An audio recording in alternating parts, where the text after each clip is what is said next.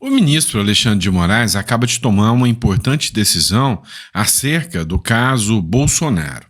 Pois é, muitas pessoas acharam que foi uma surpresa, né? E tem a ver com Valdemar da Costa Neto. Outras disseram que nem tanto. Afinal, as eleições já passaram, né? As eleições de 2024, já houve a interferência desnecessária e agora o ministro Alexandre de Moraes volta a permitir que o líder do partido, Valdemar da Costa Neto, possa conversar com Bolsonaro. Alguns falam até que é muito conivente, né? Conveniente, ou seja, os horários, os momentos, o timing que o ministro toma suas decisões. Por outro lado, a gente precisa falar do relatório internacional que foi exposto como se fosse uma bomba, né, no governo Lula. E não foi nada favorável, como algumas pessoas pensavam que seria favorável ao Supremo Tribunal Federal, favorável, né, ao governo Lula. Pelo contrário, caiu como uma bomba e impactou demais o próprio Supremo Tribunal Federal, assim como impactou demais o governo Lula. E escancara, né, as facetas de um Brasil podre, de um Brasil deturpado, de um Brasil que é uma verdadeira vergonha para o brasileiro. Vamos deixar claro, Brasil, quando eu falo Brasil, eu não estou falando do povo, eu não estou falando das riquezas naturais, eu não estou falando das vítimas, eu estou falando dos criminosos, que é quem está no poder. Esses são os verdadeiros criminosos, esses envergonham o Brasil e é o que escancara esse relatório que foi apresentado, que todo mundo estava aguardando, né? E a gente vai expor tudo isso aqui para vocês. Então, óbvio, né? Vou dar uma de pidão, né? A hora de mendigar um pouquinho. Peço a vocês que se inscrevam no canal, curtam, compartilhem, que isso ajuda e ajuda muito o nosso canal aqui, tá bom? Mas vamos entender o que está acontecendo, vamos dar uma observada, né? Nesse Brasilzão, o que está rolando, né? Nesse relatório também, e na hipótese do Lula se beneficiar das medidas do Donald Trump. Isso assusta um pouquinho e vocês vão entender o porquê. Vamos lá. Começa aqui. Ministro Alexandre de Moraes atende a pedido e libera o contato de Valdemar da Costa Neto com Bolsonaro. Ontem teve uma reunião do Costa Neto com o Alexandre de Moraes. O Costa Neto foi acompanhado do seu advogado. Lá no gabinete do Alexandre de Moraes teve uma reunião a portas fechadas. Literalmente ninguém sabe o que foi discutido ali dentro, quais acordos foram selados, o que foram os argumentos do Valdemar da Costa Neto para convencer, né, que ele pudesse voltar a ter diálogo com Bolsonaro. Diferente de Bolsonaro, o presidente do PL não foi denunciado pela PGR. Também é interessante isso, né? Também é interessante. No inquérito que apura tentativa de golpe. Relógios de luxos e outros bens que foram apreendidos pela PF serão devolvidos ao dirigente partidário. Coloca uma pulga atrás da orelha com essa benevolência do Supremo Tribunal Federal em relação ao Valdemar da Costa Neto. Vem cá. Levando em consideração tanto que o Bolsonaro é bom para escolher as pessoas que estão ao lado dele, né? Isso aqui foi uma ironia. Eu pergunto a você, você acha mesmo, você pensa com eu aqui, tá, meu pequeno gafanhoto?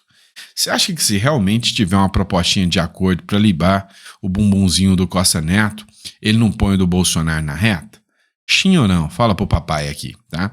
Eu acho que tem. Então, o ministro Alexandre de Moraes foi muito benevolente, né? A PGR foi muito benevolente e isso me deixa com a pulga atrás da orelha. Vamos lá, vamos falar do tarifaço que o Donald Trump vai enfiar nas orelhas do Brasil agora. Pois é. O negócio é o seguinte, ontem o Lula foi cantar de galo, né? E eu falei no primeiro editorial para vocês, o Lula falou pro Trump, fala baixinho comigo. E aí eu já tinha até dito num outro editorial que parece que o Lula tá querendo as sanções do Donald Trump. Vem cá, vamos falar da questão da comunicação. É uma coisa que o governo não tem, é péssimo. Ontem, uma matéria da Globo News e um especialista, não lembro o nome lá, falou que o Lula é um homem de ontem, ou seja, está desconexo com a realidade, está desconexo com a atualidade. É um cara, um velho do passado. Foi o que ontem a Globo News falou, não sou eu, tá? Hoje começa a tarifa de Donald Trump contra o Lula. E eu acho que o Lula queria mais. Tarifas de 25% sobre o aço e alumínio entram em vigor nos Estados Unidos. Entenda os impactos para o Brasil. Especialistas ouvidos pelo G1 afirmaram que um principal efeito será a diminuição da exportação para os norte-americanos. O cenário traz desafios, principalmente para o setor siderúrgico brasileiro. Vamos entender isso aqui? Vamos captar essa mensagem aqui? Eu tô com duas correntes, né, do grupo econômico. E aí eu tenho uma corrente do grupo político, tá? Que participa aqui do grupo, por eu ser MBA em economia, eu participo aqui muito com a galera da economia aqui discutindo aqui, alguns colegas meus, né? E aí tem a galera da política que eu gosto de sentar e bater papo. Os melhores comentaristas que tem é a galera da rua. Toda hora um me para na rua, você não é o cara da política lá? Falei, não me xinga, eu sou o cara que comenta política. E aí os caras vêm, cada um tem uma observação e eu acho isso muito bom. E aí um ponto me chamou a atenção. O Lula tá fudido, desculpa a palavra, preço do ovo, preço da carne, a oposição tá sabendo muito bem utilizar o preço de tudo isso, o dólar tá indo mal, né? Apesar da queda ainda tá indo mal, né? Então tudo isso pesa como uma bomba nas costas do Lula. E aí, como um homem maduro, se é que você me entende aqui, né? O Lula entendeu o seguinte, peraí, eu já tô lascado mesmo e não vou conseguir me deslascar. Se o Trump colocar tarifas contra mim, eu vou falar que eu sofro embargo econômico do Trump, dos Estados Unidos, que a culpa do preço do ovo é dos Estados Unidos e eu vou me safar. Aí você vai falar, não, mas Sandro, não é possível que o brasileiro é tão burro assim para acreditar nisso. Eu tô falando do brasileiro da picanha e da cervejinha. Mas, vamos dizer que você pensa que o brasileiro não é tão burro assim. Vamos lá. Nós tínhamos no Canadá, né, um povo que estava com ódio da esquerda. Ódio. Tanto é que o Trudeau precisou renunciar. Certo? E aí, por causa das ameaças do Trump ao Canadá, a esquerda está crescendo nas pesquisas. Ou seja, ela está sabendo cooptar essas ameaças do Trump contra o povo canadense, né? E aí, a galera da esquerda está começando a ter chance real de ter um embate político sério no Canadá. Por outro lado, México. A Sheinbaum é o Lula de saia, né? Radical ao extremo, extremista de esquerda. Popularidade mais baixa do que bumbum de sapo. De repente, começou a falar grosso com o Trump, eu vou proteger o povo do México, do Trump, do mauzão, e está começando a aumentar a popularidade dela um pouquinho. E a gente tem que tomar cuidado para o Lula não saber cooptar essa bomba aqui também, tá? Então, o assunto é sério, tá bom? Vamos lá, pessoal. Não deixe de visitar a nossa biblioteca virtual. Preparei especialmente para você, ó, só livro top, tá? Então, para você que gosta de investimento, recomendo Segredos dos Ricos nos Investimentos. Tá com dinheiro guardado? Tá perdendo dinheiro? Não sabe como é que você faz para guardar esse dinheiro? Você tem que entender o que é renda fixa, o que é renda variável, o que é renda, né, em ETF para aplicar lá no exterior, para se proteger do Brasil. Você tem que entender tudo isso. Então, ó, recomendo demais para vocês aqui, Segredos dos Ricos nos Investimentos, tá bom? Você faz o download, paga o valor que você achar justo e Zé Fini. Vamos lá, pessoal. Ó, viralizou, né, um vídeo do Frei Gilson. E aí, na gravação, o Frei Gilson está acompanhado de outro frei. E aí ele faz diversas orações, né? E aí, cercado de bandeiras do Brasil, pediu a Nossa Senhora que livre a pátria do flagelo do comunismo. E aí você consegue entender o porquê que a left people odeia tanto os cristãos. Dá uma olhada. Não permitais, Senhora e Rainha de Nazaré, que os governantes do Brasil abusem do poder que vem de Deus. Livrai-nos, Mãe de Deus e nossa, do flagelo da ditadura. Não permitais, Senhora e Rainha de Nazaré, que os erros da Rússia venham assolar o Brasil, como bem afirmou Nossa Senhora em Fátima. Livrai-nos, Mãe de Deus e nossa, do flagelo do comunismo. Da fome e da guerra, Livrai-nos, Mãe Aparecida, dos pecados contra a vida. Faltou falar, livrai-nos, ó Deus, do Lula, né? Que aí ficaria melhor. Mas assim, esse é o motivo pelo qual a esquerda odeia o Frei Gilson e, de quebra, todos os evangélicos e católicos. Vamos lá, pessoal. Relatório que, sabe, impactou demais o Brasil. Matéria da Isto É. Olha o quanto o Brasil, ou melhor, os dirigentes brasileiros vêm envergonhando a gente.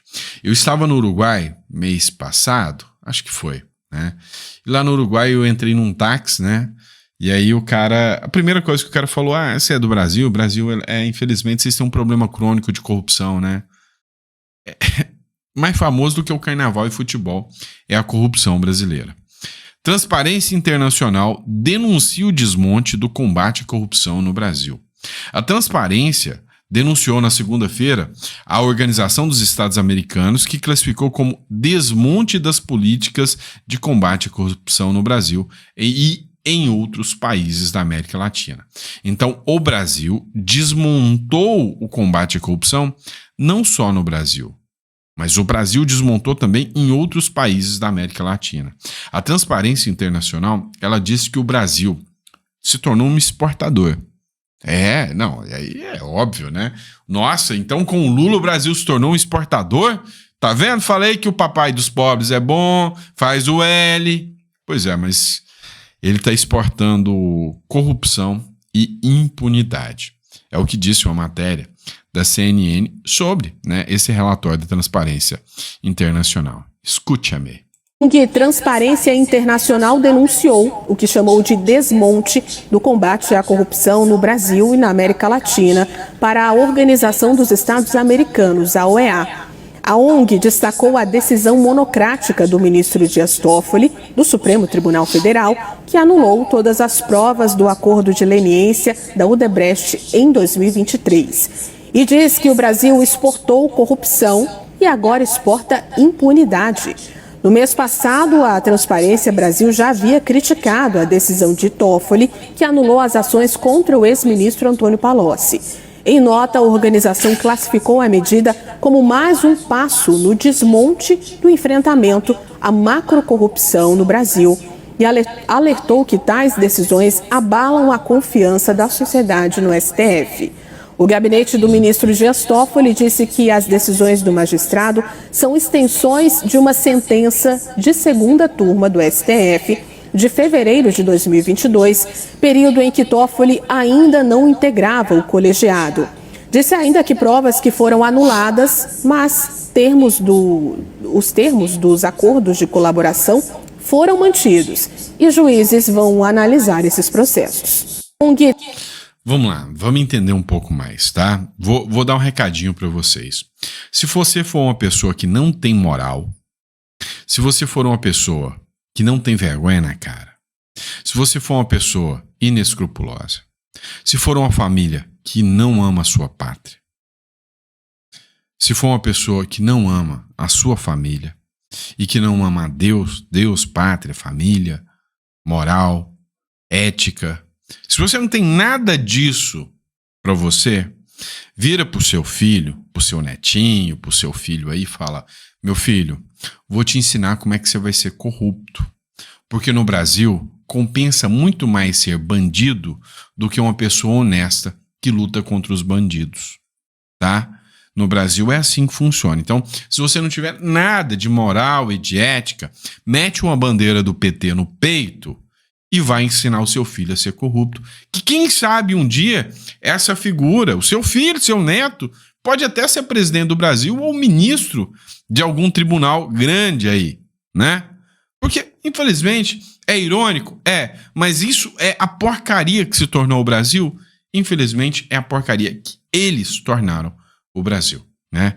Eu sei que falar esse tipo de coisa aqui dá treta, né? É perigoso, né? Mas é típico, né? Enquanto, né? Pessoas que muitos só foram para a porta de quartel manifestar contra a corrupção, A festa do Zé Dirceu deu congestionamento, deu fila de autoridades na porta. Eu sou capaz de perguntar para você, sinceramente, quantos que estavam na festa do Zé Dirceu você acha que eram honestos? Coloca um percentual aí de quantos estavam lá. Né? Que você fala, não, são honestos, são figuras majestosas, maravilhosas. Eu duvido, né? E aí, é bem a cara do PT, né? Reunião da Gleisi Hoffmann com a esquerda, teve cachaça e promessa de cargos. Quem banca tudo isso? É você, meu pequeno gafanhoto, é eu, meu pequeno gafanhoto, e a gente se lasca com isso aqui tudo, né? Mas o problema, né, é que eles nunca vão ser pegos na mentira, né? Se no máximo for pego, devolve o dinheiro e tá tudo bem, né? A gente viu um caso agora emblemático, vocês podem até citar quem foi que teve que devolver dinheiro fazendo um acordo, reconhecendo o crime de rachadinha, né? Nem existe esse crime, existe o peculato mesmo, reconhecendo que pegou dinheiro público, devolvendo e tá lá, lindo, leve e solto. E não é só gente da direita, da esquerda, não. Tem gente da direita também, que eu sei muito bem que esse negócio de rachadinha não me desce, tá? O Brasil, infelizmente, ainda tem que mudar e tem que mudar muito, muito. Olha um exemplo aqui. Tudo é um erro corrigível, né? Se fosse um cara de direita, se você é um cara de direita que não gosta de corrupção e que faz denúncias, você tá ferrado no Brasil. A Advocacia Geral da União teve um pequeno erro administrativo de um contrato. No contrato constava que o valor para manutenção de um único carro, né? Um Tigo 8, Tigo 6, né? Deixa eu ver aqui. Um motor Tigo 8, né? Tigo 8 gastaria num ano, a manutenção dele seria de 518 mil, o contrato de manutenção de um Tigo 8. Só de manutenção, tá? Oficina, carro novo, né? Então, era um contrato administrativo. A informação original ainda consta em um extrato do contrato público nessa sexta-feira, no Diário Oficial da União, né? Para vocês verem como é que é, não é só um erro. E aí, o que eles fizeram? Não. Foi um erro, tá? Não era 518, não, era 48 mil. Mas mesmo assim, ainda acho caro. 48 mil só de manutenção do carro por um ano, né? Vem cá, você gasta 48 mil, eu não estou falando de gasolina, eu estou falando de manutenção, você gasta 48 mil de manutenção no seu carro por ano? Coloca no comentário que eu quero saber, né? Vamos lá, pessoal, vamos falar de treta aqui. Deu uma treta, né, num evento onde você colocou Lula e Zema no mesmo palanque. E aí os dois começaram a se engalfinhar, né? Gosto do Zema particularmente, né? O Zema, né? Conheço o Zema pessoalmente, tá? Para quem não sabe.